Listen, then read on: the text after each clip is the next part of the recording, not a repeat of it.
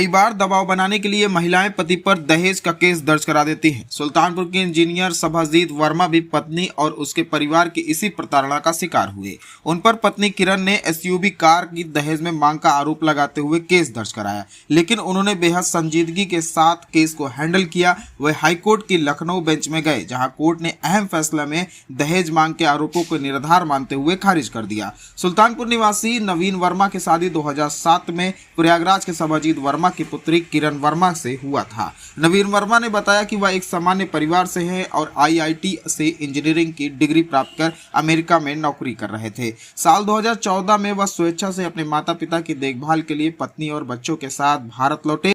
उनका आरोप है कि उनकी पत्नी के पिता सभाजीत वर्मा आबकारी विभाग से सेवानिवृत्त हुए हैं। उन्होंने ही दामाद से एलिमनी के रूप में मोटी रकम वसूलने के लिए अपने प्रभाव का इस्तेमाल करके उन्हें झूठे मुकदमे में फंसाने की कोशिश की। इस बीच पत्नी किरण ने पति पर एसयूवी कार की दहेज में मांग कर आरोप लगाते हुए केस किया, जिसको लेकर वे हाईकोर्ट पहुंच गए, जहां पर पत्नी के वकील ने दलील दी कि पति की अपने कॉलेज की महिला मित्र से फोन पर लंबी बातचीत के कारण पत्नी को शक हुआ। इससे विवाद उत्पन्न हुआ और दहेज की मांग का आरोप लगाया।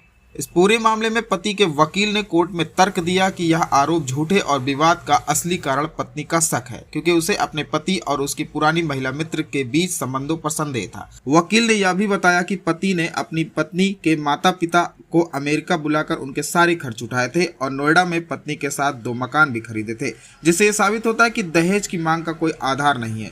कोर्ट ने मामले की विस्तृत जांच के बाद यह निष्कर्ष निकाला कि दहेज की मांग के आरोप केवल गलतफहमी पर आधारित थे और इसका वास्तविकता से कोई संबंध नहीं है। कोर्ट ने एफआईआर को निराधार बताते हुए मामले को समाप्त कर दिया। कोर्ट ने अपने फैसले में यह भी स्पष्ट किया कि वैवाहिक जीवन में उत्पन्न होने वाले विवादों में गलतफहमियों के आधार पर झूठे आरोप नहीं लगाए जाने चाहिए और ऐसे मामलों को गंभीरता से जांच होनी चाहिए। क्या नाम है आपका? मेरा नाम नवीन कुमार वर्मा है। नवीन जी, क्या हाई कोर्ट का एक जजमेंट आपका आया है, क्या मामला था? जी, एक्चुअली मेरी शादी वर्ष 2007 में हुई थी। उस समय मैं अमेरिका में नौकरी कर रहा था। शादी होने के तुरंत बाद मैं वाइफ को भी लेके चला गया था वहाँ अमेरिका। वहाँ हम लोग लगभग 8 साल साथ में रहे। 2 बेटियाँ पैदा हुई हमारी। बट इंडिया आने के बाद मेरी सासू माँ के बहकावे में आके और 1-2 लोग और से उनके बहकावे में आके वाइफ ने मेरे ऊपर गलत केस दर्ज किया था और उस चीज़ को मैं लेके पिछले 7-8 साल से परेशान था। और जो मैं समझ पा रहा हूँ सारी चीज़ें, ये केस केवल पैसे की लालच में किया गया है कि इनसे मोटी एलुमनाई ली जाए। मैं अभी उनको 80,000 रुपये महीना पे करता हूँ। मेरी वाइफ से जब भी मेरी बात होती है वो आने के लिए मना करती हैं और इस केस को दफ़ा करने के लिए, मतलब समझौता करने के लिए उनकी 5 करोड़ की डिमांड है कि 5 करोड़ दे दो तो मैं तुमको तलाक दे दूँगी। क्या कोर्ट से क्या राहत मिली है आज आपको? कोर्ट से मैं खुश भी हूँ, थोड़ा सा दुखी भी हूँ कि मेरे 7.5 साल बर्बाद हुए इन सब चक्कर में।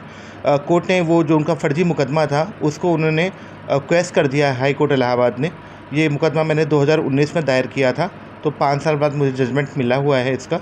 और कोर्ट ने साफ साफ कहा कि मेरे ऊपर जो आरोप लगाए गए थे, उन्होंने कुछ आरोप मेरे कैरेक्टर को भी लेके लगाए थे, तो कोर्ट ने वो सारे आरोपों से मुझे आज बरी कर दिया है और कहा है कि पूरा मुकदमा झूठा, और उन्होंने क्वेश कर दिया है। क्या नाम है आपका? हमारा नाम इंद्रदेव वर्मा है। एक हाई कोर्ट से आपको आप और आपकी बेटे को राहत मिली, क्या मामला? जी हाँ, मेरी बहू ने मेरे बेटे के खिलाफ फर्जी एफआईआर 498 3/4 504 506 में दर्ज कराया था, जिसमें हम लोग भी मुलजिम रहे और इसकी पैरवी करते रहे। बेल कराने के बाद मुकदमे की पैरवी में बराबर जाते रहे। धारा 125 के अंतर्गत गुजारा भत्ता भी फिक्स हुआ, जिसका पेमेंट मैं लगातार कर रहा हूँ सन 17 से। और इसके पश्चात जब आज हाई कोर्ट का ये निर्णय आया तो हमने महसूस किया कि एफआईआर झूठी थी। उसके आधार पर उनकी विवेचना निरस्त कर दी गई और सारे केस जो उनकी तरफ से थे वो समाप्त हो गए। केवल गुजारा भत्ता चलेगा। उसमें मेरी 2 नतनियाँ भी हैं, तो गुजारा भत्ता मैं न्यायालय के निर्देशानुसार जैसे निर्देश होंगे मैं देता रहूँगा। बाकी जो एलिगेशन लगाए गए थे कि हम लोग उनको जहर पिलाते हैं, दहेज मांगते हैं, किसी लड़की से गलत संबंध है, ये सब झूठे थे। माननीय उच्च न्यायालय ने सबको क्वेश करते हुए मुक्ति दे दी उससे।